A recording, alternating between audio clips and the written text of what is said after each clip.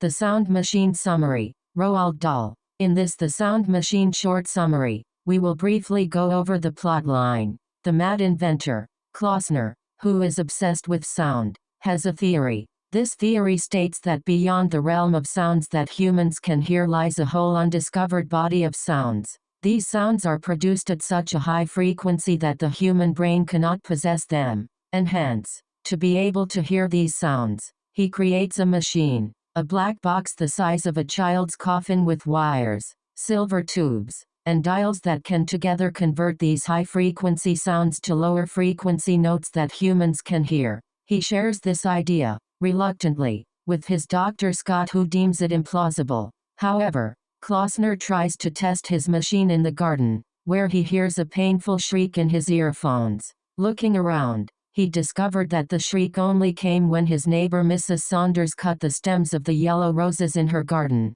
Convinced that plants and trees made noises when getting cut, he goes to a park to repeat the same experiment on a tree. As he swings his axe on the bark of the tree, it produces a long-drawn sob that sounds like a horrible growl. Nervous and flustered, he asks the only person who knew about his experiment, Dr. Scott, to hear the sounds he had heard on his machine to confirm their presence. However, as he tries to repeat the experiment again, swinging another blow at the tree, a great branch of the tree falls off, smashing the machine into pieces. More concerned about his safety, Dr. Scott removed his headphones and fled his spot, unable to hear the sound that the tree had made. Disappointed at the failure of his experiment, Klausner requests the doctor to rub some iodine on the gashes of the tree. Seeing the crazed state his patient was in, Dr. Scott agrees to Klausner's demands. He rubs iodine on the tree, and then carries Klausner back home.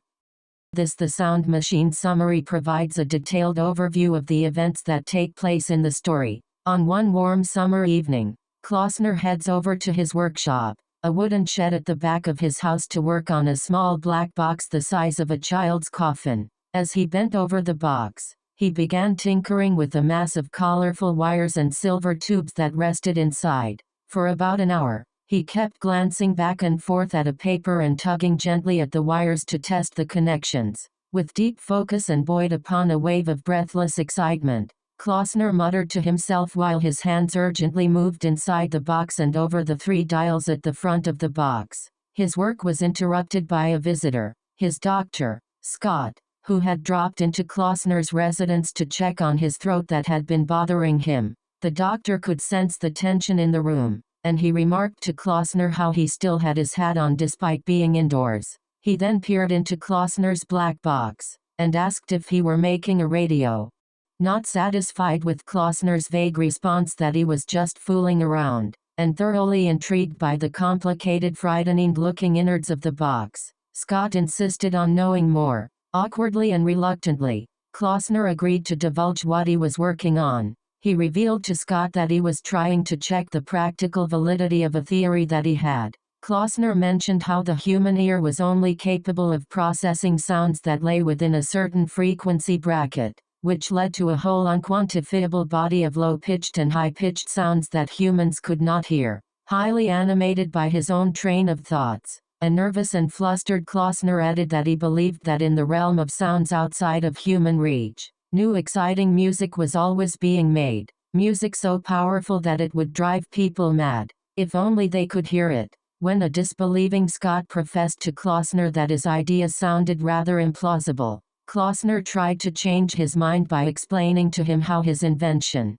the sound machine, worked. His machine was designed to pick up on those high-pitched sound vibrations that the human ear could not hear, and convert them into a scale of tones audible to humans. Klausner then added that he was going to try to test his machine that night. That night, Klausner took his machine to the garden. Consumed by excitement and nervousness, he plugged his headphone into the machine, pressed a switch to turn the machine on, adjusted the knobs on the machine, and bent forward intently to listen to sounds from that forbidden ultrasonic region where no ear had ever been before or had any right to visit. The little needle on his machine moved slowly, and Klausner jumped and almost fell off his seat as he heard a frightful piercing shriek. He studied his environs to spot only his neighbor Mrs. Saunders in the garden next door, cutting yellow roses. He then heard the scream again, sharp, short, clear, cold, and with a slight metallic quality to it. Searching frantically for the source of the sound, Klausner watched Mrs. Saunders bend again to snip a rose, and right at that moment when the rose was caught, he heard the same frightening shriek again. Klausner then rushed over to Mrs. Saunders, who was headed back towards her house, and frantically begged her to cut another rose. Mrs. Saunders, who had always thought of Klausner as a strange, peculiar person, wondered if her neighbor had gone crazy.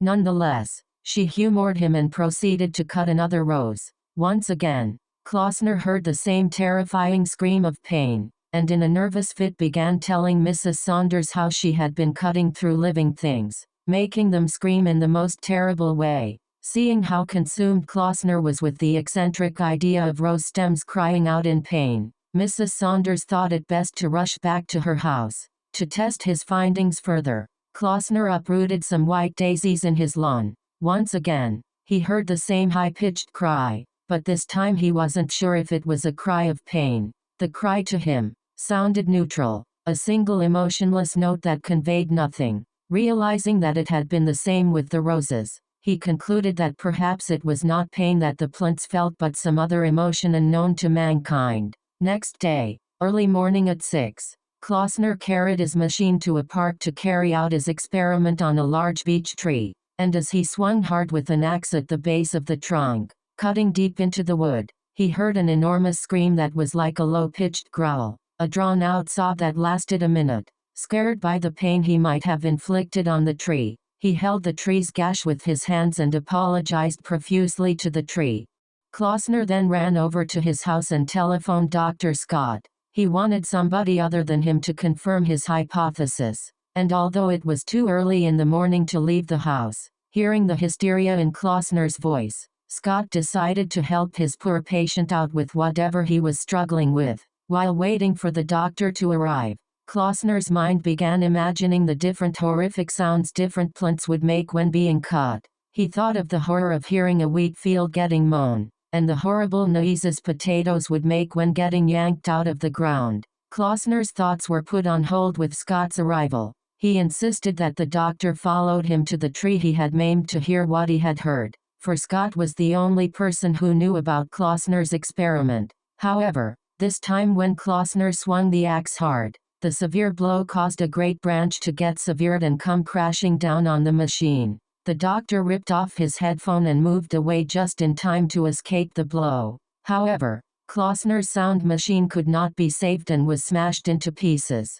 Klausner then turned to the doctor to ask him what he heard. The doctor replied that he had managed to hear nothing, for he only had his headphone on for a second before making a mad dash for his life to prevent the branch from falling on him. A frustrated and dangerously insistent Klausner kept trying to coax more out of the doctor about anything extraordinary he might have possibly heard, but in vain. The doctor had stepped away from the scene too soon. An exasperated Klausner asked the doctor to stitch the tree's wounds up in a threatening tone. When Scott explained that it was impossible to stitch through wood, he insisted that the doctor at least rubbed some iodine on the tree's gashes. Seeing that Klausner was in a possessed irrational state, the doctor agreed to his demands. Klausner then asked if the doctor would pay a visit to the tree the following day to check on it.